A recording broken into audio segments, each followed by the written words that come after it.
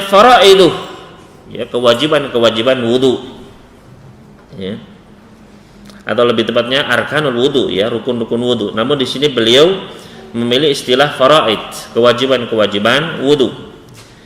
Di sini beliau mencantumkan ada 8 wajibnya wudu. Yang pertama dan yang kedua yaitu ghuslul wajhi, mencuci muka. Wa minhu al-madmadatu wal istinsyaq, dan termasuk berkumur dan menghirup air ke dalam hidung, ya. Jadi yang pertama di sini menurut beliau adalah mencuci wajah, ya. Ini termasuk wajib dalam wudu. Yang kedua adalah berkumur-kumur dan menghirup air ke dalam hidung. Ini juga beliau berpendapat bahwasanya dia termasuk wajibnya wudu. Selanjutnya yang ketiga, ghuslul yadaini ilal mirfaqaini, mencuci tangan sampai 2 siku-siku. Ya, mencuci kedua tangan sampai 2 siku-siku. Ya, artinya siku-siku ini juga harus kena. Ya. Banyak kita melihat orang yang berwudu, ketika berwudu ininya masih kering, Mas. Ya. Maka ini hati-hati. Ya. Karena siku-siku ini juga harus terkena, ya, tercuci. Ya. Dan sunnahnya dalam berwudu itu dilebihkan. Kata sahabat Abu Hurairah, Nabi SAW pernah bersabda, "Man istata'a minkum an yutila ghurratahu falyaf'al." Barang siapa di antara kalian yang bisa memanjangkan cahayanya, maka hendaknya dia lakukan, ya. Karena ketika seseorang berwudu nanti akan menjadi cahaya di hari kiamat kelak. Ya. Maka ketika berwudu dipanjangkan ini enggak apa-apa, ya. Dan memang itulah yang seharusnya dilebihkan. Karena banyak sekali lagi siku ini yang tidak tercuci. Khususnya yang bajunya ini, ya, ngapret begitu, ya.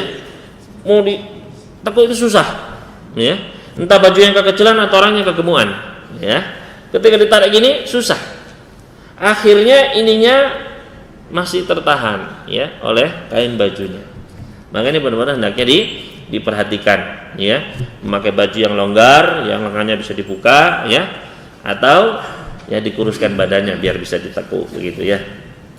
Selanjutnya yang ketiga tadi apa? Mencuci kedua tangan sampai 2 siku-siku. Yang keempat dan kelima, yang keempat yaitu mashur ra'si kullih, membasuh kepala seluruhnya, ya, membasuh kepala seluruhnya. Yang kelima, wal udhunani minar ra'si, kedua telinga juga termasuk kepala. Artinya kedua telinga ini juga wajib untuk dibasuh, ya. Kedua telinga ini juga wajib untuk dibasuh. Jadi yang keempat membasuh kepala seluruhnya. Yang kelima kuping juga harus dibasuh. Yang keenam ghuslur rijlaini ilal ka'baini, mencuci kedua kaki sampai 2 mata kaki. Ya, jadi sampai tulang kaki yang menonjol kanan kiri itu, nah itu harus semuanya tercuci. Ya, kalau bisa dilebihkan sampai betis nggak apa-apa. Ya, tapi jangan sampai paha kemudian terlihat auratnya sama seorang-orang, jangan. Ya, jadi dipanjangkan, ya, tapi jangan sampai menyingkap aurat kita kepada orang lain. Hal ini berdasarkan, ya, keenam bagian ini berdasarkan firman Allah Subhanahu wa taala di dalam surat Al-Maidah ayat yang ke-6, ya. Jadi kalau ayat tentang wudu itu adalah surat Al-Maidah ayat ke-6. Yaitu Allah Subhanahu wa taala berfirman, "Ya ayyuhalladzina amanu idza qumtum ilas sholati faghsilu wujuhakum wa aydiyakum ilal marafiqi wamsahu bi ru'usikum wa arjulakum ilal ka'bain." Allah Subhanahu wa taala berfirman, "Wahai orang-orang beriman, jika kalian mau mendirikan salat, maka cucilah wajah-wajah kalian dan cucilah tangan-tangan kalian sampai siku-siku.